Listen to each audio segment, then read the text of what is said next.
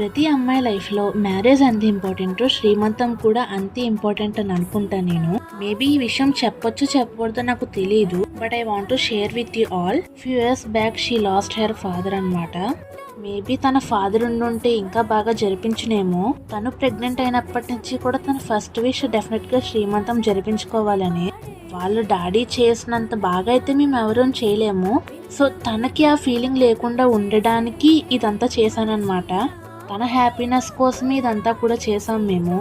తను కోరుకున్నంత కాకపోయినా మాకు వచ్చిన దాంట్లో ఎంత కొంత చేసామని అయితే అనుకుంటున్నాము. అండ్ ఇప్పుడు వీడియోలోకి వస్తే అన్ఎక్స్పెక్టెడ్గా చేసాం కాబట్టి నా దగ్గర మంచి కాస్ట్యూమ్ లేదు. సో ఉన్న డ్రెస్తో మేనేజ్ చేశాను.